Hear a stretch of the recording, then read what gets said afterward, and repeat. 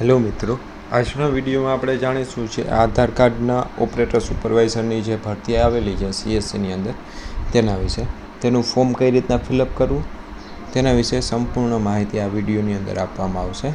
સૌપ્રથમ આપણે કોઈપણ એક બ્રાઉઝરની અંદર જે તમને અહીંયા વેબસાઇટ દેખાય છે csc.gov.in/ask આ રીતની વેબસાઇટ હશે તેને ઓપન કરી લેવાની રહેશે. ત્યારબાદ તમારી સામે આ રીતના હોમ પેજ ખુલશે, એનું તે ઓપન કરી લેવાનું રહેશે. આ જોબ ફૂલ ટાઈમ જોબ છે, પાર્ટ ટાઈમ જોબ નથી, બરાબર છે. ત્યારબાદ તમારે સૌથી નીચે ચાલ્યું જવાનું છે, કારણ કે આ જે જગ્યાઓ હતી તેની તારીખ પૂરી થઈ ગઈ છે 20/5/2026. હવે જે નવી જગ્યાઓ બારે એ લોકો દ્વારા પબ્લિશ કરવામાં આવી છે, પાડવામાં આવી છે, તે 4 જ રાજ્યની અંદર છે, જેમાં 20/6/2026 સુધી તમે ફોર્મ ભરી શકો છો. તેમાં છે એક મધ્યપ્રદેશ, ગુજરાત, ઉત્તર પ્રદેશ અને ઓડિશા. હાલમાં આપણે જાણીશું ગુજરાતમાં કેટલી જગ્યાઓ છે અને છેલ્લી તારીખ આપણે 20/6/2026 છે અને અપ્લાય કઈ રીતના કરવી. તો આધાર કાર્ડ સુપરવાઇઝર ઓપરેટરમાં 2 જગ્યાઓ ખાલી છે, તો આપણે અહીંયા અપ્લાય ઉપર ક્લિક કરીશું. ત્યારબાદ કઈ કઈ જગ્યા ખાલી છે તે અહીંયા બતાવવામાં આવશે. એક બનાસકાંઠામાં જગ્યા ખાલી છે અને એક રાજકોટમાં, એમ ટોટલ 2 જગ્યા ખાલી છે. આના માટે ક્વોલિફિકેશન શું જોશે? મિનિમમ 18 વર્ષની એજ જોશે.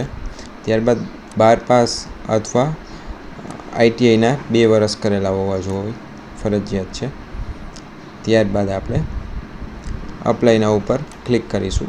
અપ્લાયના ઉપર ક્લિક કરશું એટલે આપણે તેમનું જે ઓપરેટર સુપરવાઇઝર ડિસ્ટ્રિક્ટનું જે ફોર્મ છે તે ઓપન થશે.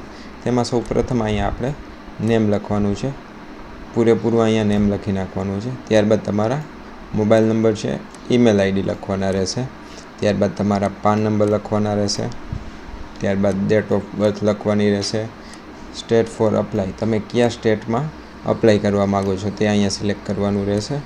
ડિસ્ટ્રિક્ટ ફોર અપ્લાય, તમે કયા જિલ્લાની અંદર અપ્લાય કરવા માગો છો. અત્યારે માની લ્યો કે મારે રાજકોટમાં જગ્યા ખાલી છે પણ મારે અપ્લાય કરવું છે જામનગરમાં, તો તમારું ફોર્મ કદાચ પાસ ન થાય, કારણ કે એ જગ્યાએ તમારે જગ્યા જ નથી, તો પછી તમારું ફોર્મ ક્યાંથી પાસ થવાનું છે. એટલા માટે આ બેમાંથી એક જગ્યાએ જ ફોર્મ ભરવું, બરાબર. અહીંયા તમારે લખી નાખવાનું રહેશે હાઈ ક્વોલિફિકેશન, ગ્રેજ્યુએશન જો, પોસ્ટ ગ્રેજ્યુએશન જો, ITIના 2 વર્ષ કરેલ છે, 3 વર્ષ ડિપ્લોમાના કરેલ છે કે 12માનું છે તમારી પાસે, તો એમાં તમારે જે ક્વોલિફિકેશન હોય છે તે તમારે અહીંયા એન્ટર કરવાનું રહેશે. ત્યારબાદ આવશે ટોટલ એક્સપિરિયન્સ, તમે આધાર કાર્ડના કામ કરતા તેનો તમારી પાસે એક્સપિરિયન્સ છે તો કેટલા વર્ષનો છે? 1 2 3 4 5 6 7, મારી પાસે 7 વર્ષનો છે અત્યારે, એટલા માટે. ત્યારબાદ અહીંયા રાજ્ય સિલેક્ટ કરવાનું રહેશે કે તમે કઈ જગ્યાએ રહ્યો છો.